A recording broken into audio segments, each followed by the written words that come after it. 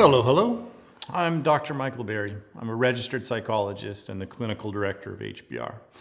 And today, I'd like to talk to you about writing. Specifically, I want to talk about the power of writing down your thoughts and reflections in the form of a diary or a personal journal. It's a practice I strongly believe in because we humans are verbal creatures and we can use the power of words as a vehicle of healing. And writing down important thoughts, feelings, and events is one of the ways that we can process our emotions. It can really help us to renew our resolve to be well, take care of ourselves, and recover. And it's interesting, if you look at the major disciplines of psychology nowadays, one of the common factors is the role of writing and seeing your words plainly in front of your face. Whether it's a worksheet, a letter to yourself or a loved one, or a journal, writing can have a really significant therapeutic effect. So, as I said, today I want to talk in particular about journaling and how you can get the most out of it. But before I dive into specific techniques, I'd like to talk about some of the specific advantages that you can gain from journaling every day.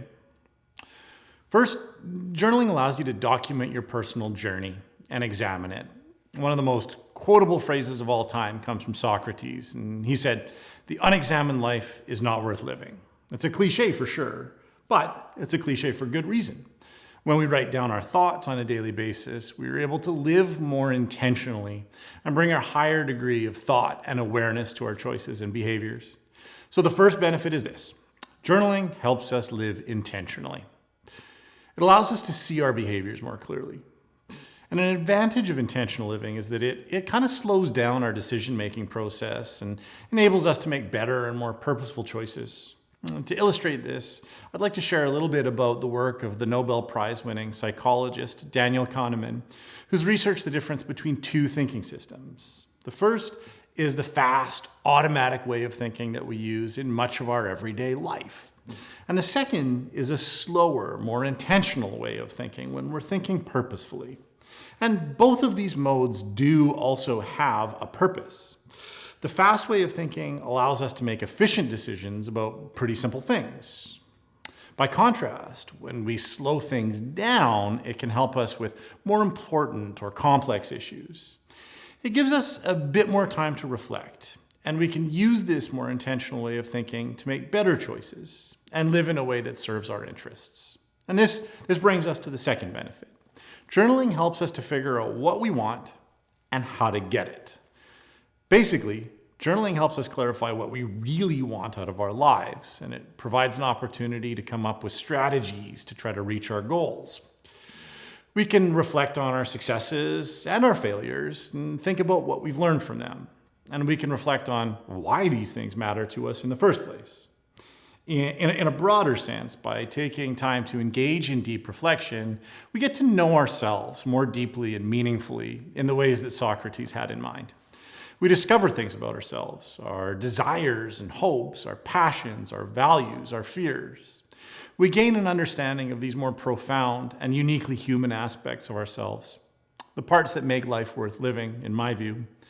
And fundamentally, this is the third benefit. Journaling helps us understand ourselves better.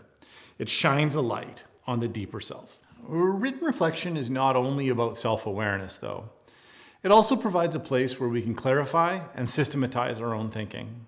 Personally, I like to use journaling as a stress management tool.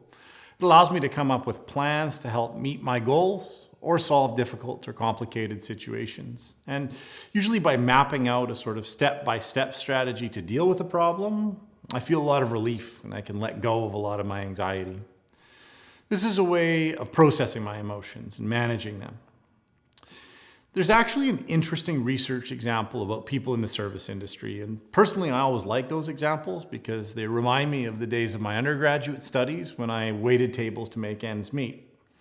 Those examples take me back to a fond time and they just kind of make sense to me. The study I want to mention today looked at servers in restaurants and the amount of headspace that restaurant orders took up in their minds. The researchers found that before the server entered the order into the computer system, the order took up a lot of space in their head and caused at least a little bit of stress. But after they put the order into the computer, it stops taking up headspace and their stress goes away. Something about documenting the information and completing that part of their work allows them to offload the mental stress of carrying that info. And I think journaling can serve the same function. It allows us to put our mental burdens down on paper and to some degree just put them away for a while. In effect, journaling can give us a sense of coherence and composure. It provides some peace of mind. So hopefully I've sold you on some of the known benefits of journaling, but honestly, the only way to know how journaling works for you is to give it a real shot. Like anything, you'll get out of it what you put into it. So I'd like to make some suggestions of best practices. First, try to write in your journal regularly. Try to make it a daily practice if you can. Second, don't give yourself rules for journaling. For instance, don't tell yourself that you have to journal for a certain amount of time each time. Just do what you can. And try not to censor yourself. After all, these are your personal reflections. They're an opportunity to get really honest. Try not to judge yourself for the way you write either. It's not about writing something that sounds fancy. It's about writing something that's useful to you. But there is one thing that I think that you should write about regularly, and that's happy or uplifting positive things. This is the final best practice that I want to share with you. Try to regularly write about something that's positive or something that you're grateful for. If you're really stuck for writing ideas, there's countless books and websites with journaling prompts and ideas that can help you to get the ball rolling. But I'd like to give you a set of prompts that can help you to note some of those positive and strength-building things. I call them gratitude prompts. First, what is one positive thing I experienced today? This could be an interaction with another person, a healthy behavior I did, a positive emotion I experienced, or something I liked that I noticed in the world around me. Second, who in my life am I grateful for?